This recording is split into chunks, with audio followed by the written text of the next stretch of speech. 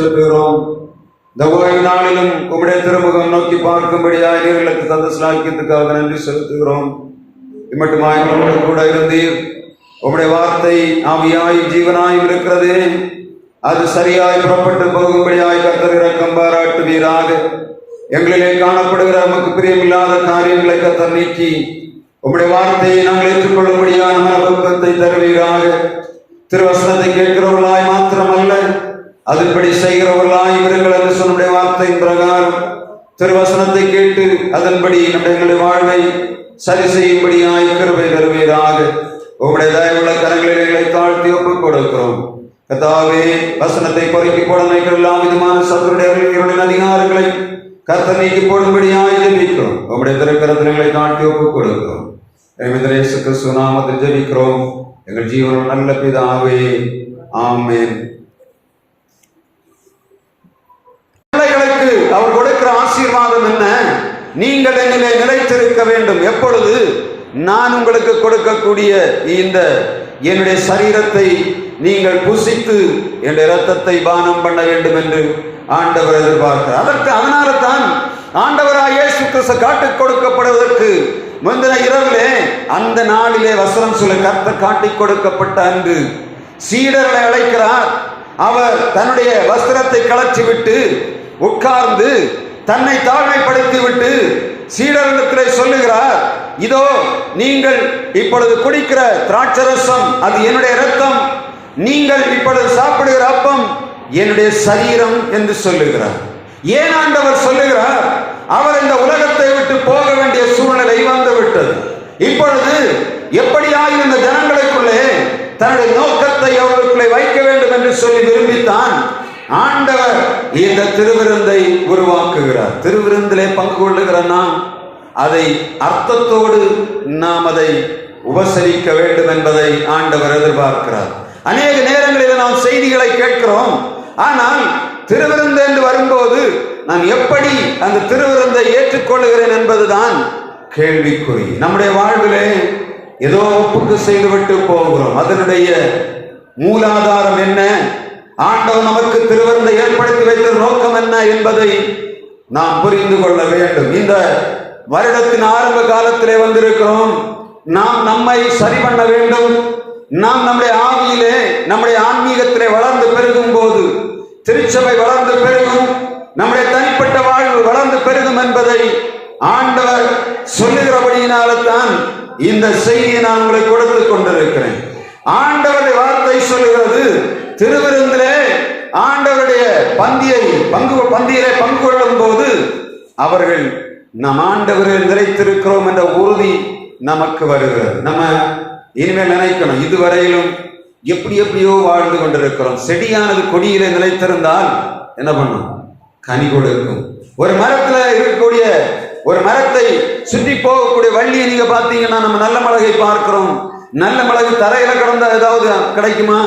கிடைக்காது. ஆனா அது ஒரு மரத்திலே அந்த வள்ளி ஏற ஆரம்பிக்கும் போது, அது வளரும் போது அதிலே கனி அதிகமாக கிடைக்கிறதை நாம் பார்க்க முடியும். நம்முடைய வாழ்விலும் நாம் ஆண்டவருக்குள்ளே நிலைத்திருப்போம் என்று சொன்னால் இந்த கனி கொடுக்கக்கூடிய வாழ்வை ஆண்டவர் நமக்கு தருவார்.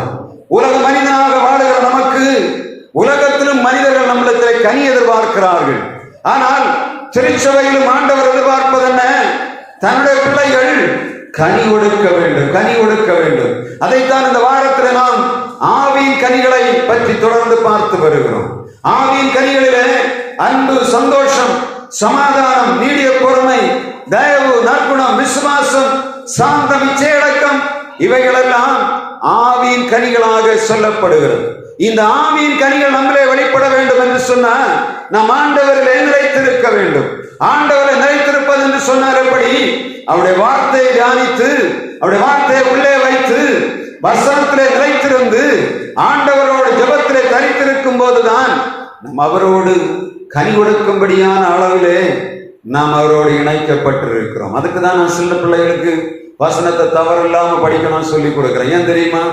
நம்முடைய பிள்ளைகள் தவறு இல்லாமல் சொன்னா என் பிரைஸ் கொடுக்குறோம். எங்கேயாவது ஒரு இடத்துல போய் உட்கார்ந்து இருக்கும்போது முருங்கலையில் உள்ள பிள்ளைகள் என்ன பண்ணும்? பிரைஸ் வாங்கிட்டு வரணும். அன்னைக்கு முந்தின நாளைக்கு என்ன பண்ணக்கூடாது? படித்து போய் ஒப்பிக்கிறதில்ல.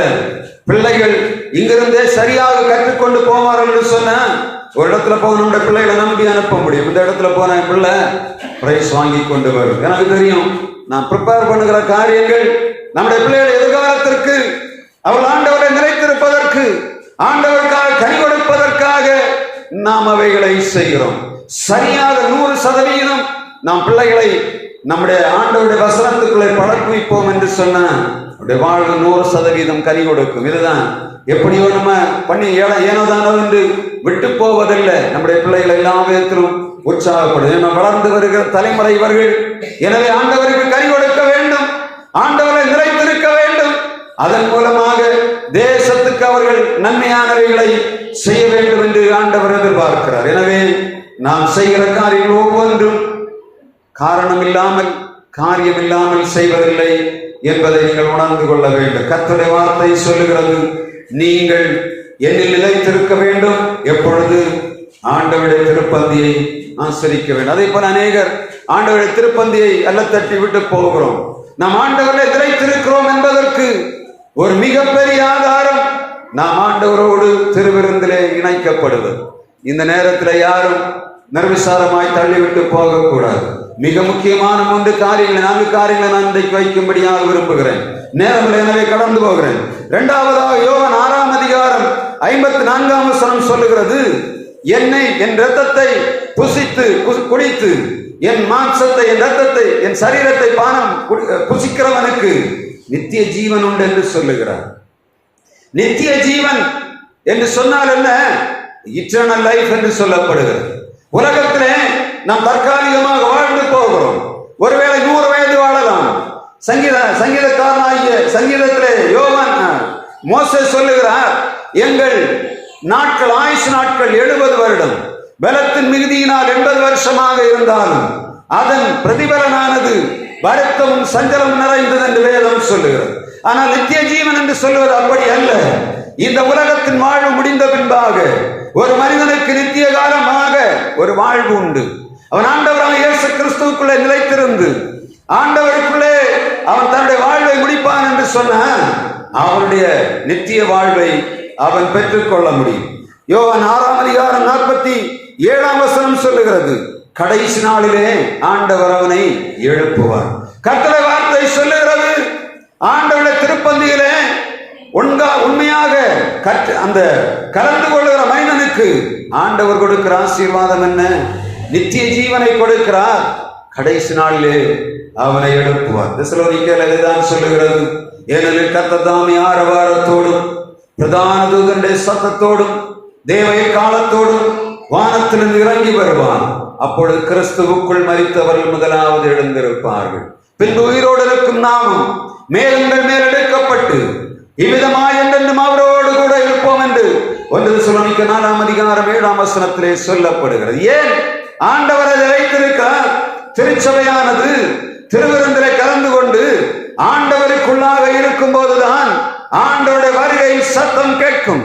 அது மண்ணறையில் இருந்தாலும் சரி, இந்த பூமியிலே வாழ்ந்து கொண்டிருந்தாலும் சரி, ஆண்டவருடைய கால சத்தம் கேட்க வேண்டும் என்று சொன்ன அவன் கிறிஸ்துவுக்குள்ளே நிலைத்திருந்து அவன் நித்திய ஜீவனுக்கு ஆயத்தமாக வாழ வேண்டும் என்று ஆண்டவர் அவனைத்தான் இப்படி எழுப்புவார். கடைசி நாளிலே எழுப்புவார்.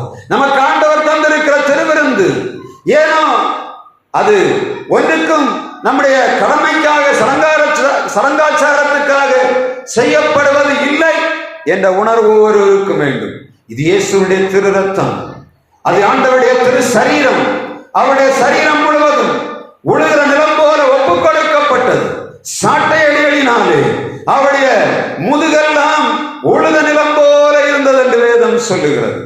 கிட்டத்தட்ட அந்த முள் சரடானது அவருடைய சரீரத்திலே 39 அடி அடிக்கப்பட்டிருக்கிறது. அடிக்கும் போது அடித்து கிழிக்க அவருடைய ரத்தம் பீரிட்டு அவருடைய சரீரத்திலிருந்து வெளிவருகிறது.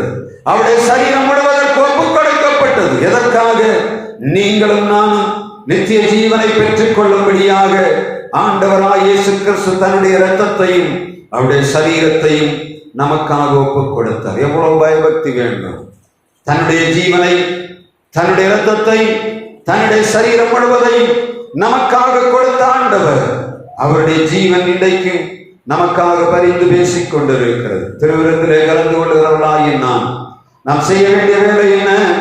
ஆண்டவரே, இந்த நித்திய ஜீவனுக்கு நான் ஆயத்தமாக வேண்டும் என்று சொல்லி உணர்வோடு நாம் வாழும்படியாய் ஆண்டவர் எதிர்பார்க்கிறார். மூன்றாவதாக யோவான் 6ஆம் அதிகாரம் 58ஆம் வசனம் சொல்லுகிறது. வாசிக்கலாம். இதுவே அல்ல, மரித்தார்களே, இந்த அப்பத்தை புசிக்கிறவன் என்னென்றைக்கும் பிழைப்பான். அவர்கள் மரித்தார்கள், ஆனால் இந்த அப்பத்தை புசிக்கிறவன் என்றென்றும் பிழைப்பான். அநேக நேரங்களில சரீர பலவீனங்களோடு இருக்கும் போது நான் அந்த திருவிருந்திலே ஆண்டவரோடு சொல்ல, ஆண்டவரே, உம்முடைய ரத்தம் எனக்கு தேவை, நான் பலவீனமானவன், உம்முடைய சரீரம் எனக்கு வேண்டும், என்னுடைய இந்த உலகத்திலே வாழ்வதற்கு எனக்கு பலன் போதாது, உம்முடைய சரீரமும் உம்முடைய ரத்தமும் எனக்கு வேண்டும் என்று சொல்லி அநேக நேரங்களிலே, பலவீன நேரங்களிலே திருவிருந்தை பெற்று நான் என்னுடைய சரீரத்திலே பலவீனத்தில் விடுதலை பெற்றிருக்கிறதை அநேக நேரங்களிலே உணர்ந்திருக்கிறேன். இந்த வசனம் சொல்லுகிறது, இந்த திருவிருந்தை ஆசரிக்கிறவன் என்றென்றும் பிழைப்பான் என்று கர்த்தருடைய வார்த்தை சொல்லுகிறது. சீடர்களிடத்திலே வந்து இயேசுவிடத்திலே சீடர்கள் கேட்கிறார்கள், யோவானை பார்த்து இவன் வர சுத்தமா? அவர் சொல்லுகிறார், இல்ல, நீ வா, நாம் உயிரோடு இருக்கிற, நான் வருமளவன் உயிரோடு இருக்க சுத்தமானால் உனக்கு என்ன என்று கேட்கிறார். ஆண்டவர் தம்முடைய பிள்ளைகளை இந்த உலகத்திலே வைத்திருப்பதற்காக என்றென்றும் ஜீவன் உள்ளவர்களாய் பிழைக்கும்படியாக ஆண்டவர் வைத்திருக்கிறார். பலவீனமாக இருக்கிற சரீரத்திலே நாம் செய்ய வேண்டிய வேலை என்ன? ஆண்டவரே, என் பலவீன சரீரம் நான் பிழைக்கும்படியாக நீர் தந்திருக்கிற இந்த திருவிருந்தை நான் ஆசரிக்கும் போது ஆண்டவருடைய பலனும் சரீரம் சுகமலனும் கர்த்தருக்கு தர வேண்டும் என்று சொல்லி நாம் ஆசரிக்க வேண்டும். இந்த இடத்துல வந்திருக்கிற நாம் திருவிருந்தை தொழுகையிலே கலந்து கொள்ளுகிற நாம் ஆண்டவரிடத்தில் சொல்ல, ஆண்டவரே, நான் பிழைக்கும்படியாக எனக்கு கொடுக்கப்பட்ட இந்த திருவிருந்தை நான் பெற்றுக் கொள்ளுகிறேன், நான் என்னென்றைக்கும் பிழைக்கும்படியாக நீர் எனக்கு இரக்கம் பாராட்ட வேண்டும் என்று சொல்லி ஆண்டவருடைய சமூகத்திலே நம்மை ஒப்புக் கொடுக்க வேண்டும். நான்காவதாக 1 கொரிந்தியர் 11ஆம் அதிகாரம் 26ஆம் வசனம் சொல்லுகிறது. வாசிக்கலாம். 1 கொரிந்தியர் 11:26. ஆகையால் நீங்கள் இந்த அப்பத்தை புசித்து இந்த பாத்திரத்தில் பானம் பண்ணும் போதெல்லாம் கர்த்தர் வருமளவும் அவருடைய மரணத்தை நினைவு கூறுகிறீர்கள். ஆண்டவராய் இயேசு கிறிஸ்து பூமியிலே பாவிகளுக்காக ஜீவனை கொடுத்தார் என்பதை இந்த உலகம் ஏற்றுக்கொள்ளவில்லை. வசனம் சொல்லுகிறது, ஆண்டவராய் இயேசு கிறிஸ்துவாய் நான் பூமியிலே மரித்தேன், நான் பரலோகத்துக்கு போகிறேன், நான் போய்விட்டு ஒரு தேற்றவாளனை உங்களுக்கு அனுப்புவேன், நான் போய் ஒரு தேற்றவாளனை அனுப்புகிறேன், நான் போய் உங்களுக்காக ஸ்தலத்தை ஆயத்தம் பண்ண போகிறேன். அதுதான் இயேசு கிறிஸ்து உலகத்திலே வந்த நாட்களில் நமக்கு கொடுத்த மிகப்பெரிய கட்டளை. உலகத்திலிருந்து போகும்போது ஆண்டவர் சொல்லுகிறார், நான் போகிறேன், உங்களுக்காக ஒரு ஸ்தலத்தை ஆயத்தம் பண்ண போகிறேன். எதற்காக? நீங்கள் என்னோடு இருக்கணும், அதுக்காக நான் ஆயத்தம் பண்ண போகிறேன். நம்முடைய அந்த அப்போஸ்தல விசுவாச பிரமாணத்தில் நாம் என்ன சொல்லுகிறோம்? ஆண்டவராய் இயேசு கிறிஸ்து பொந்திய பிலாத்தின் காலத்திலே பாடுபட்டு மரித்து அடக்கம் பண்ணப்பட்டு சிலுவையில் பாதாளத்தில் இறங்கினார், அங்கிருந்து மரித்தோர் உயிர்த்தெழுந்தார், பரலோகத்துக்கு போனார், அங்கிருந்து என்ன பண்ணுவார்? மரித்தோரையும் உயிருள்ளோரையும் சேர்த்து கொள்ளும்படியாக மறுபடியும் வருவார் என்று நாம் அறிக்கையிடுகிறோம். அப்படியானால் ஒவ்வொரு நாளும் அறிக்கையிட விசுவாச பிரமாணத்திலே ஆண்டவருடைய வருகை நினைவு கூறுகிறோம். இங்கே இன்றைக்கு நாம் பெற்றுக்கொள்ளக்கூடிய திருவிருந்தானது அதற்கு ஒரு முன்னோடியாக காணப்படுகிறது. நம்ம அந்த திருவிருந்தை நம்ம பெற்றுக்கொள்ளும் போது சொல்லணும், ஆண்டவர் வருவார், அவர் வருவார், மரித்தார், பரலோகத்துக்கு போனார், பிதாவின் வலது வாரிசத்திலே உட்கார்ந்திருக்கிறார், அவர் திரும்ப வருவார். எனவே நம்முடைய வாழ்வு பரிசுத்தமாய் வாழ வேண்டும். அதுதான் ஆண்டவர் நம்மிடத்திலே இந்த திருவிருந்தின் நாட்களிலே நம்மிடத்திலே கேட்பது. எனவே நாம் ஆண்டவருடைய பிள்ளைகளாகிய நாம் இந்த திருவிருந்தை ஆசரிக்கும் போது மிக கவனமாக 4 காரியங்களை நினைவில் வைத்திருக்க வேண்டும். எவை? முதலாவதாக ஆண்டவருடைய திருவிருந்து என்பது நம் ஆண்டவர்களை நிலைத்திருப்பது. இரண்டாவதாக அது நமக்கு நித்திய ஜீவனை தருகிறது. மூன்றாவதாக நாம் என்னைக்கும் பிழைக்கும்படியாக நமக்கு கொடுக்கப்பட்ட மிகப்பெரிய நன்கொடை. நான்காவதாக ஆண்டவருடைய வருகையை நினைவு கூறுவது. 4 காரியங்களிலே மிக பிரதானமாக நாம் செய்ய வேண்டியது. ஆண்டவர் இந்த உலகத்தை நம்ம வைத்திருப்பதற்கு நோக்கம் உண்டு. எதற்காக? பூமியிலே நாம் பரதேசி, ஆனால் ஆண்டவருடைய பிள்ளைகளாக வாழுகிற நாம் நம்மை ஆயத்தப்படுத்தி பிறரை ஆயத்தப்படுத்தி ஜனங்களுக்கு காவலாளிகளாக இருக்கும்படியாக அழைக்கப்பட்டிருக்கிறோம். எனவே திருச்சபையாக நாம் இன்றைய திருவிருந்தை ஆசரிக்கும் போது ஆண்டவருடைய இந்த 4 மிக முக்கியமான காரியங்களை நினைவில் வைத்து நம்முடைய வாழ்வை சரி செய்வோம். தொடர்ந்து ஆண்டவர் நம்மோடு வந்து நடத்துவாராக. நாம் எழுந்து நின்று